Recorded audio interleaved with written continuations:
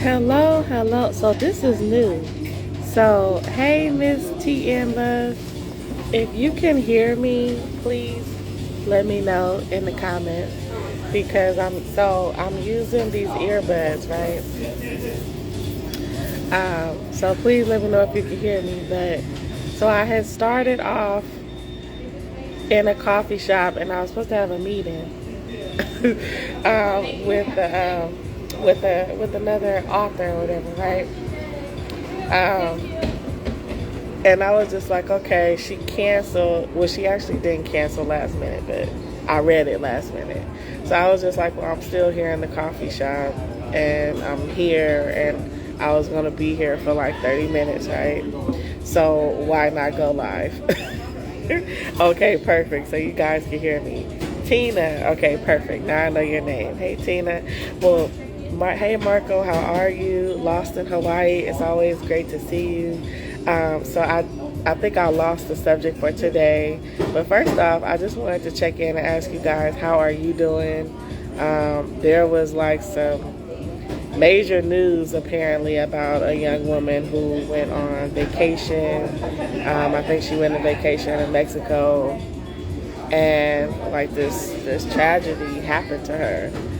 So I know that has people like riled up a little bit and kind of anxious and all those things. So I just wanted to give space for that, before I go into my thing. So I hope you guys are doing all right and feeling safe. And Marco said these gas prices got me fucked up. Yeah. So if you're here in California, the gas prices are crazy. I think we were at $7 at one point. Hey, Lala, it's good to see you. But yeah, so if you guys are okay, with the events that happened this morning, I'll just dive right into what I want to talk to you about today. Yeah, Tina said trust in the wrong people. She definitely did. So I was coming on today, of course, because I have my workshop coming up this Saturday, November 19th, from 11 a.m. to 1:15 p.m. Pacific Standard Time. The title is Living Beyond Your Pain, which I posted here. And this morning I did my first ever moment of reflection. So there's been a lot of just chaos and right, so I already finished writing my second book. My editor has it, and we're just making the fine tunings on it, right? But anytime you reflect on old stuff, sometimes if we haven't worked through it and we haven't processed the pain, it brings up a lot of emotions. Yay, Tina, I'm so happy you'll be attending. And the emotions that came up from the book. I'm going to go ahead and tell you guys the title because it's only like 3 people here. And hopefully you guys aren't writing a book and you won't steal my title. But the title of the new book is going to be Healing Doesn't Look Like That. And as I was writing it, I'm pretty much giving you gems about how to heal from people-pleasing codependency. What does it look like to walk in your own space and know your own worth and your value? And in the process of me giving you gems for yourself, I'm also walking you through my own stories. And it just brought up a lot of emotions. So I don't know how long you guys been following me, but my little face got super chunky from eating all those cupcakes and stuff that I was doing to just to get the book out, right? So I started doing like moments of reflection every single day as I was writing the book. And I used like my phone, and I was just doing like audio recordings of moments of reflection. And one thing that it did is it helped me a lot Raven said we won't steal it. Thank you. It helped me a lot with, so the reason why I was doing the moments of reflection every day is because I wanted to process whatever emotions was going on inside of me that I could pick up on, at least so that I could write for that day. Because I would sit down to write and I would just cry thinking about how difficult it was trying to heal from codependency. I mean, there was no guide for that shit. Like, and y'all, some of y'all that's been following me for a long time, you know that I like rarely cuss. I don't use a lot of curse words. I mean, no shade on people that do. I just don't. And so when I do, that's how you know I'm really activated.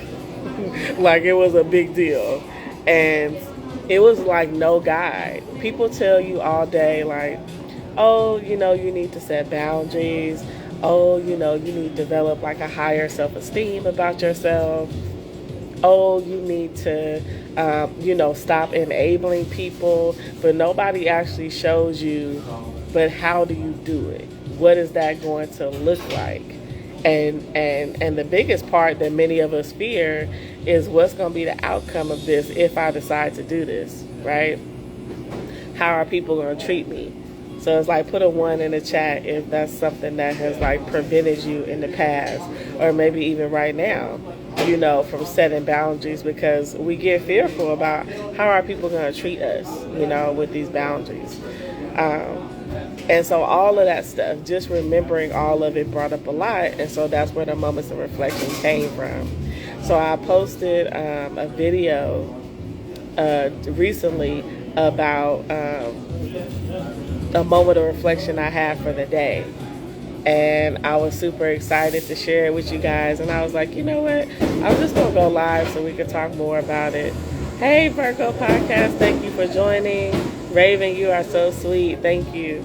And so today, as I was reflecting, I said, you know what? I want to honor the version of myself that did not know that it was needed for me to heal. Because I was just walking around blaming everybody else for my circumstances. I wouldn't necessarily I don't like when people say things like, playing the victim role. Because I feel like for many people like myself and maybe like you who struggle with people pleasing and codependency, we really were the victims at one point. And it's hard to get out of that role when you have always been in it. People have always talked to you like in a hurtful way. People have always emotionally abused you. So it's hard for us to decipher when should it not be happening, right? It's like, that's the thing about abuse. Like, when we are abused at a very young age, it gets normalized. So that makes it even more difficult for us to be able to decipher, is this a moment I should be standing up for myself? Is this a moment I should be setting boundaries? Because one thing I share with my clients that I coach is, I don't want you to give into this thing that people say like, oh, we ignore the red flags. Maybe there are some people who do ignore red flags. But I want to change that, and bring more power to it. If you are a person that struggles with people pleasing and codependency, finding your own self-worth, you do not ignore red flags. You think that you can turn red flags green. We see the problems, with our friends, with our family members, with our intimate partners. We see the problems clear as day. But the concern comes in that we think we have the power to change this person. We think that when we pour and we invest all this love and kindness into them, that's going to change the game. And they're now going to be different partners for us, better partners for us, right? So put a 1 in the chat if I'm making sense. But one thing I feel like we don't talk enough about is, how do we get to a space where we can live beyond that pain? And that's one of the reasons why I wanted to have my workshop. I did the workshop in October. It was great. People loved it.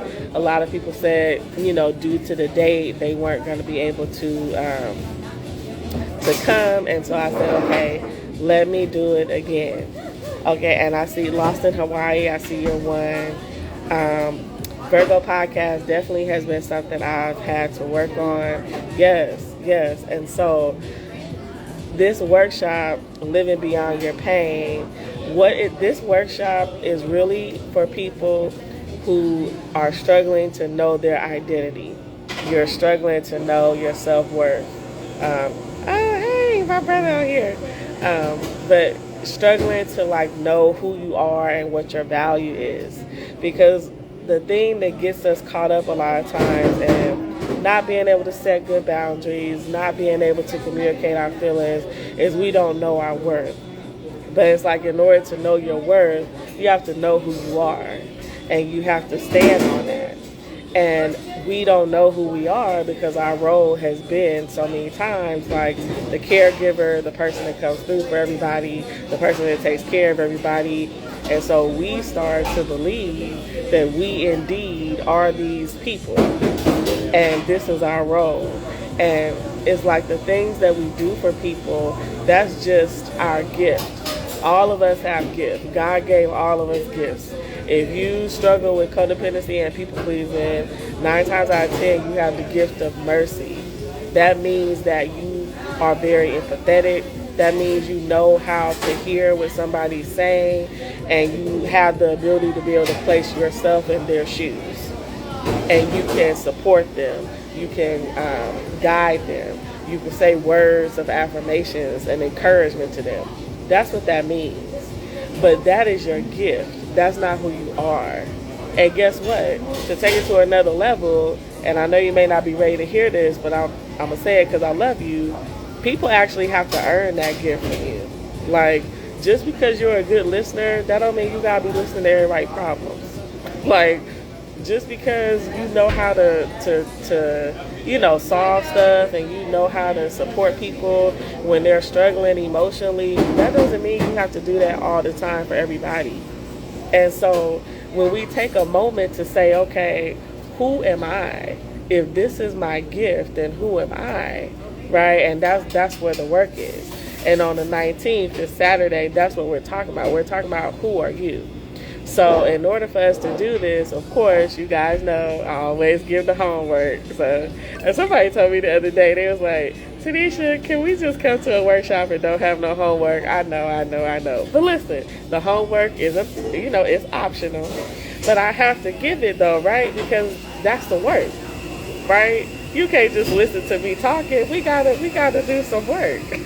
And so there's 4 activities that we'll be doing. And I wanted to explain one of them so that you get an idea of why am I pushing this workshop so much. So the very first activity we do is you actually writing your story. It could be 1 page. I mean, I would say 1 page, right? But if you want it to be 2-3 pages, hey, I'm with it. But within the story, I want you to first just write your story as you know it, right? Then in a workshop, we write it again, but I give you clear instructions on how to write this story. Tina said, I don't mind the work.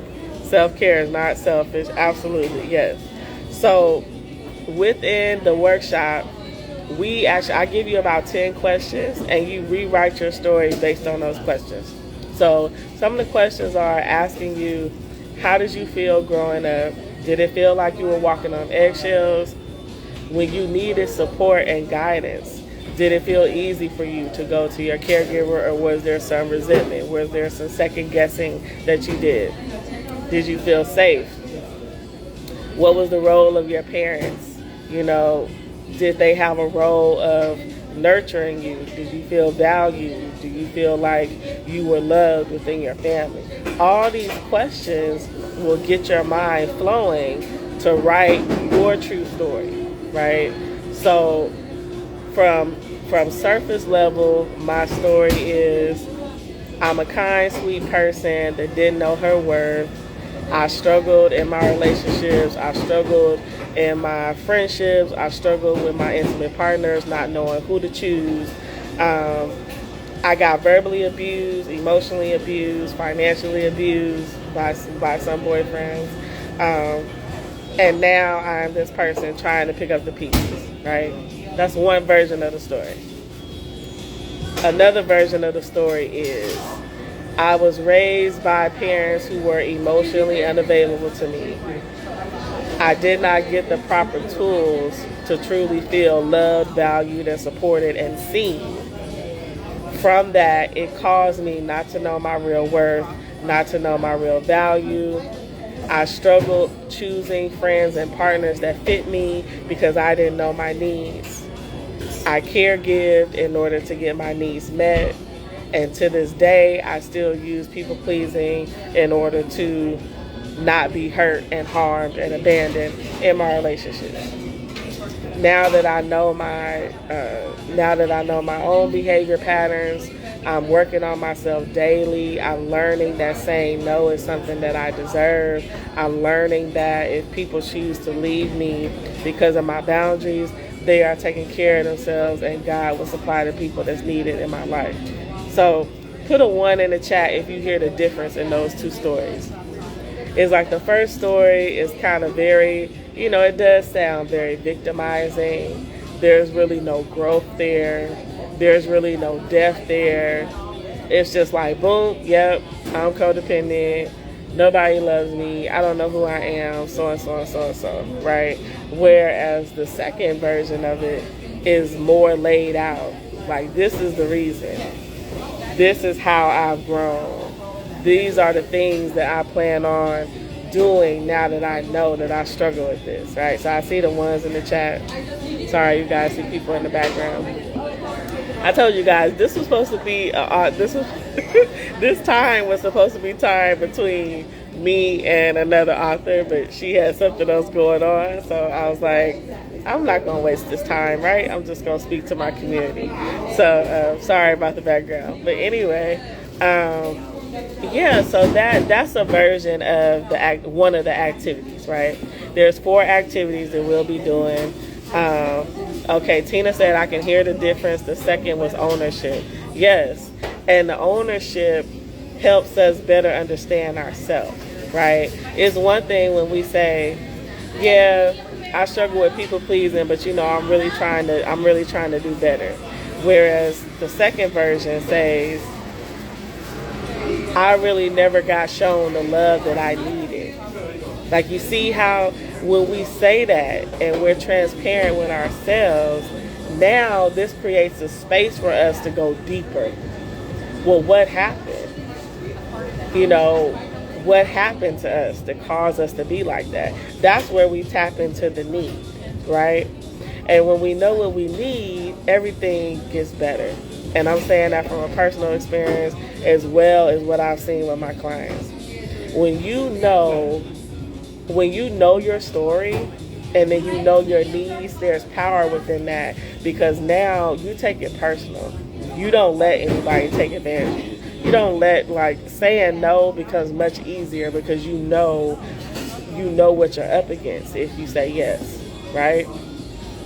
And so it's like, for me, one thing that I've learned is my little Tanisha went through a lot. She didn't feel loved. She didn't feel seen. She felt like she constantly had to have all these different achievements just for some recognition, right? And so for me now as an adult to still do the same thing, to still go above and beyond 24/7 when I'm exhausted, when I can't, when I don't feel like it. This is now me degrading myself. This is now me harming myself, right? Because in the beginning, it was 2 parents that loved us, I don't want to, I know that could be a soft spot for some of us, but I want you to really know that your parents did love you. They just didn't know how to take care of you, right? That's the thing. It's not that our parents didn't love us, they just didn't know how to take care of us. But the fact still remains that we felt that shit. Like, we felt the fact that they didn't know how to take care of us. And it hurt. And so, in order for us not to feel that pain, we learned to have very little to no needs, try not to rock the boat, try not to ruffle feathers. We found ways to get things done on our own, right? It's like if our parents didn't feel like cooking, if we was able to get in there and we learned how to make a peanut butter and jelly sandwich, or we learned how to make a bowl of cereal, right? And I'm speaking on some real stuff right now, that I've been through myself. It's like when we have parents that are like emotional like that, it's like walking on eggshells. And so a coping mechanism that we use is learning how to do things on our own. That's why many of us are very successful. That's why you see that you're very persevering. If you've ever wondered why friends in your circle or family members struggle to achieve things that are like 1, 2, 3, that's because me and you've been practicing this shit since we was since we was like 2, 3 years old. We don't remember, but we were. My mom tells me a story of, I used to come in from work and I was so tired. And, sometimes, I would just look at you a certain way. And next thing I know, you would just get your little blanket and like go to your bed. And I said, oh. And I said, well, how old was I? And she was like, you were 4. And she said, I said to myself then, Tanisha, she knows, she loves me. She knows I'm tired. And that story, when I hear it now, it's like more than likely she had probably spanked me, or there was some type of mean look that she had on her face. And so I learned early, when she had that look, the best thing for me to do is just leave. And so I would take my blanket and go to my room. So, but it's like when we don't allow ourselves to go deep into our story, you won't catch those gems. We like to stay on the surface of healing. And I get it, because it feels better there. It feels better to say, okay, this last boyfriend or girlfriend I had was trash, or this job isn't working for me. I need to stand up for myself. So in these moments, we find the courage, the motivation to set the boundary. And then 2, 3 months later, we find ourselves in similar situations, either with the job, with our spouse, with our significant other, with our friends, with whatever. And now we're trying to build up that same momentum. But it's like when we do our healing work, it's consistent. And you don't miss it. When I don't set a boundary now, or when it's time to set a boundary, I don't miss it. I'll be like, all right, Tanisha, you gotta say something. I'm gonna give you 1 day. I'm gonna give you 1 day to say something, right? Because we tend to hold on to stuff, and then we find little ways to get things done or get our needs met. And that's an old pattern from our childhood that's no longer serving us, right? When we were younger, and it was like our parents said something we didn't like, we couldn't say anything. We couldn't pack up our bag and leave. But now we're adults, right? So it's like when your friends ask you, oh, hey, can you do this? Or your coworkers say, hey, hey, so-and-so, can you do this? Or your spouse wants to do something you don't want to do.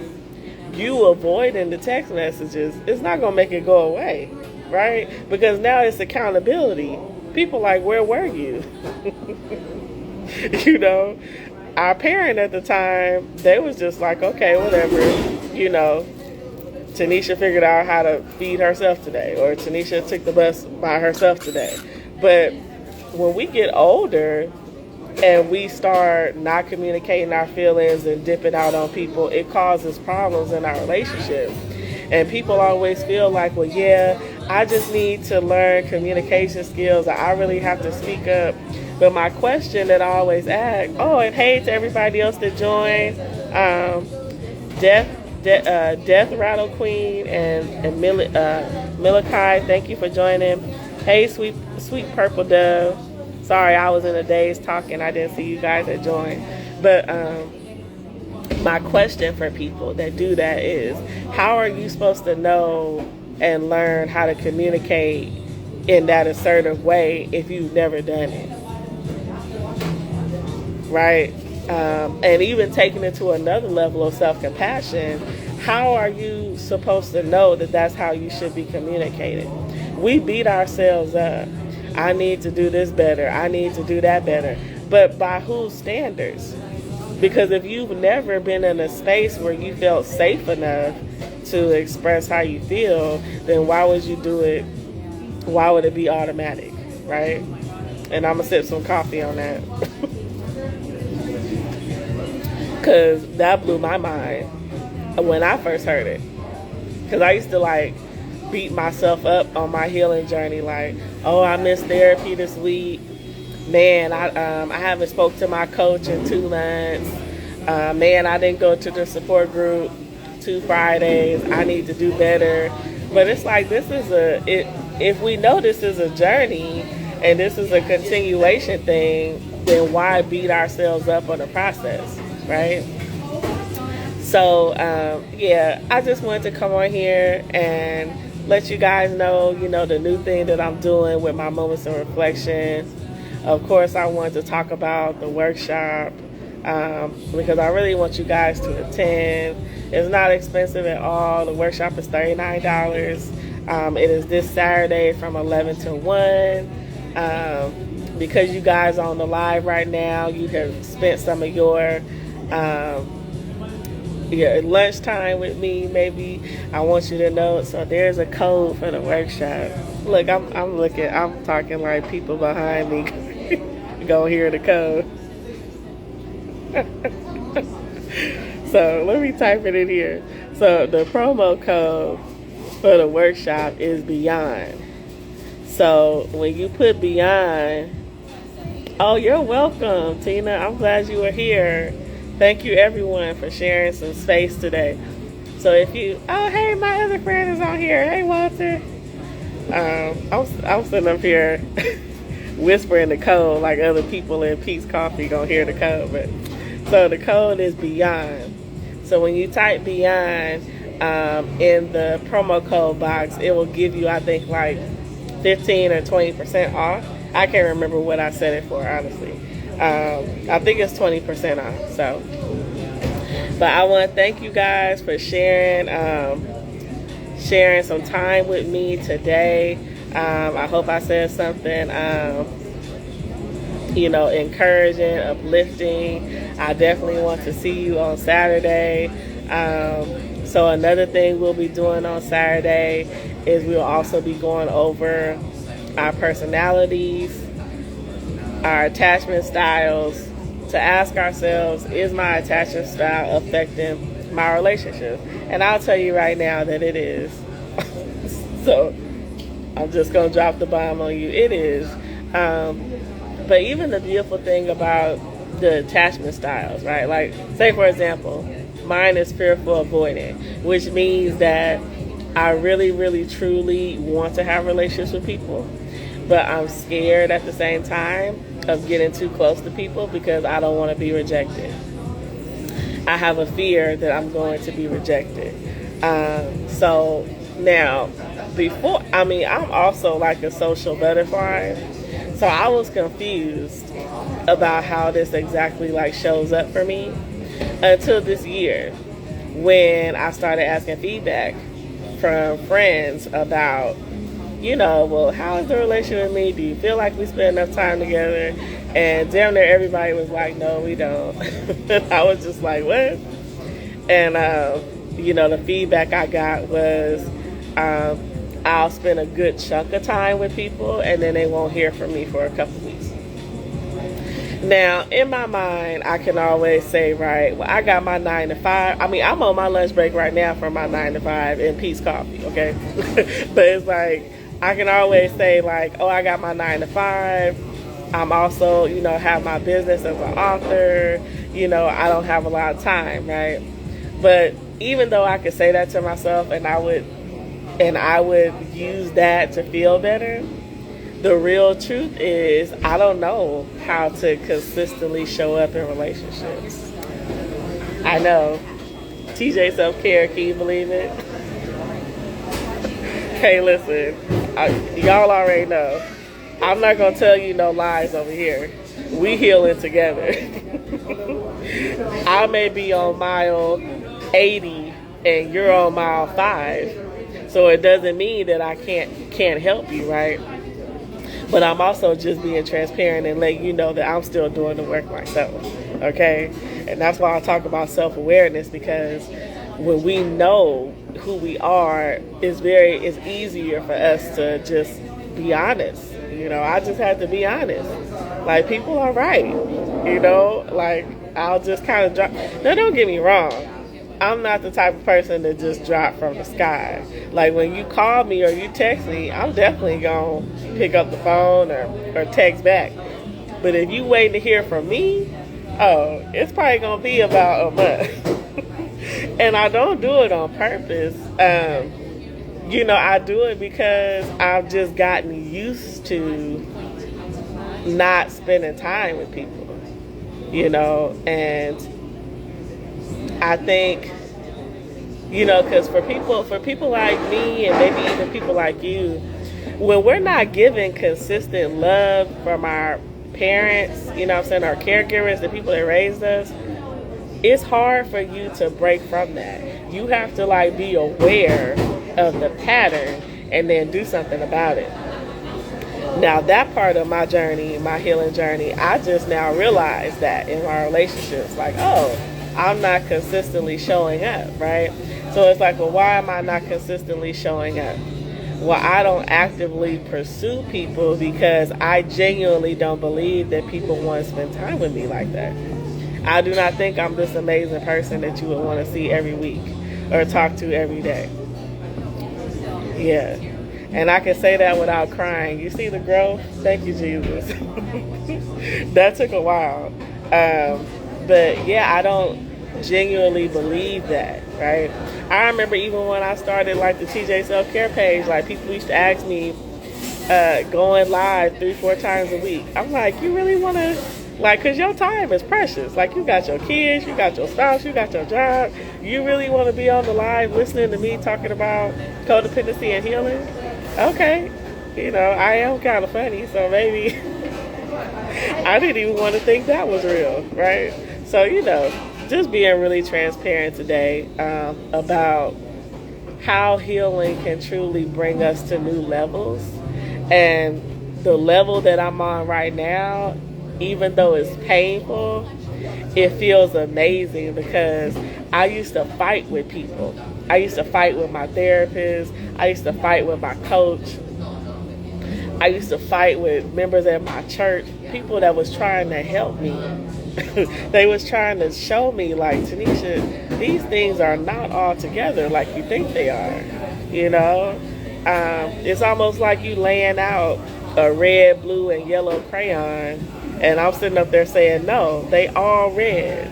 And it's like, Tanisha, no, like, they're not all, yes, they all red, right? But it's like, that's what we do because we have been living on the foundation that we created, whether it's real or not. That's how we've survived. And so the fact that things can be different, it scares us because that means we're going to have to change. That means we're going to have to make shifts. And we don't want to do that. So Tina said, I don't believe that used to be you. And then she said, you're just genuine and it comes through very heartfelt and understandable. I've seen you every day and haven't got tired. Thank you. Hi, Maisha. Thank you for joining. Tina, you're sweet. And thank you guys.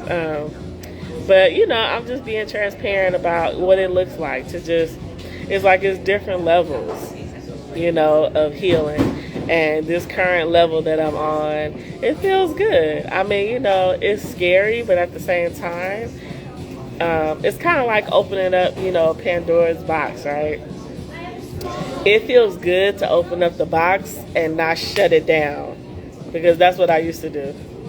You know, it's like if healing was a puzzle, I say it metaphorically, right? If healing was a puzzle, I would only heal certain parts. Oh, thank you, brother. I appreciate you. Thank you, Sweet Purple. But yeah, I would only work on certain parts of my healing, right? And so it's not now to look at this part, I'm like, oh wow. And it really gave me more, one of my brothers and my friend, I don't know if Walter's still on here, but one of my brother and my friend on here right now, it gave me more love for my friends too, because I'm like, wow, my friends have been like, I don't want to say deficit, but I haven't been giving them the attention that I thought I was giving. Like I haven't been, I mean, yeah, it's like showing up to an event is one thing, but the way we show up is also another thing.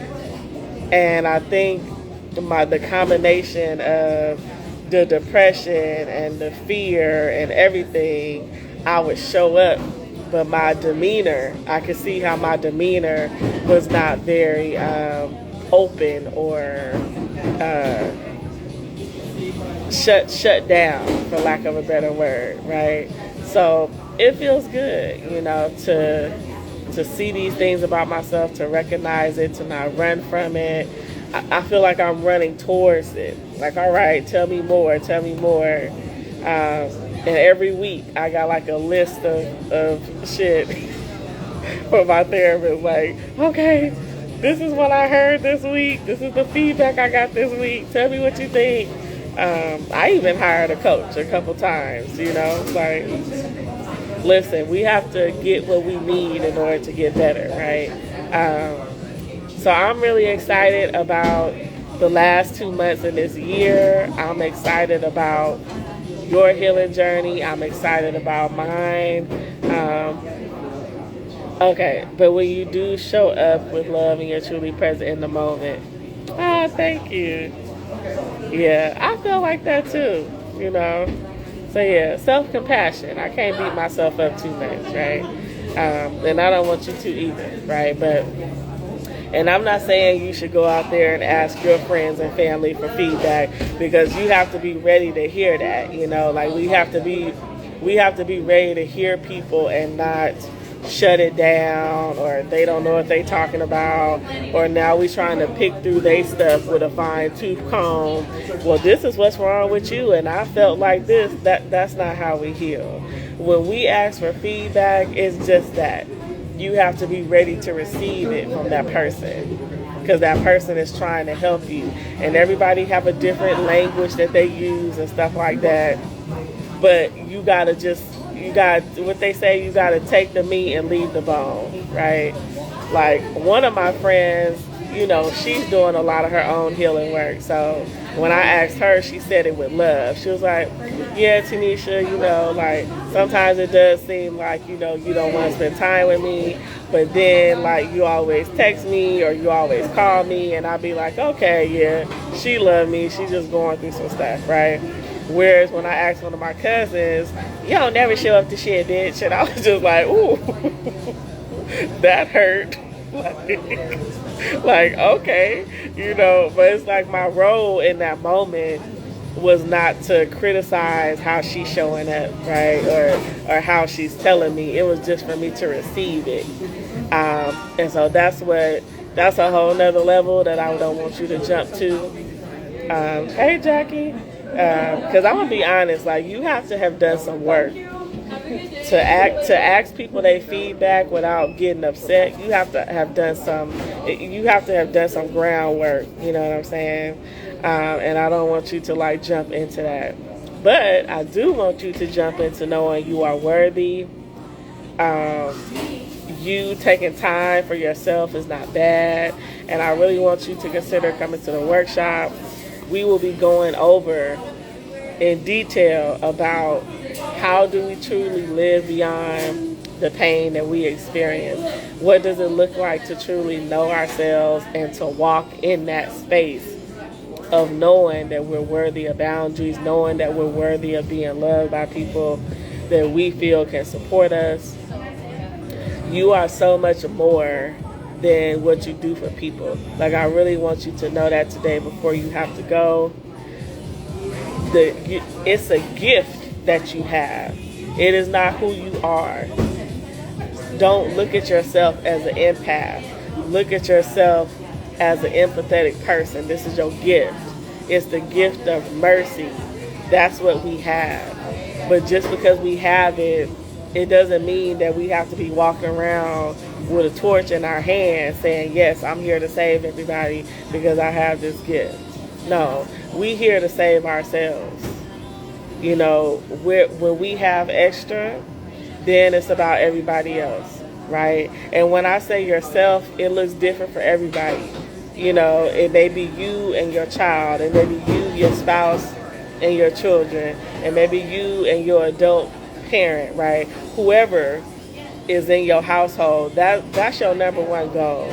You fill your cup, and then you make sure their cup is full. And then when those two things are both in place, okay, now you got extra for other people. But it's like when you don't feel good yourself, or when you got stuff going on like with your kids or with your spouse, you don't have no energy for everybody else, because you have to put your gift inside of you. You know what I'm saying? So Tina said it's kind of still being an enabler. Yeah, I mean, I guess it depends on how you look at it, right? I mean, I think the perspective that I'm thinking about is like us knowing that there's layers to us supporting people, and then it's your right to support people how you want to, right? It's like, of course, like if you have adult children, your support is gonna look much different than if you have younger children or children under 5, right? You know, if you have a spouse, you may support in certain areas, and then other areas they have to figure out on their own, right? So it's all your discretion. But just knowing the levels of what it looked like, I think can be really helpful. You know, it's like supporting yourself first. You know, you water yourself. You are the top-notch plant in your house. You water yourself first, and then when you are full, now you can pour into your children, right? And then if you still have some left, now you may have some extra, you know, for friends, family members, right? But we skip those steps because life has taught us, our childhood has taught us that we can't do that. You can't spend time taking care of yourself because your kids need you, your spouse needs you, your family members need you, right? And then memories come about, and then we guilt trip ourselves. Like, what you talking about? This my mama.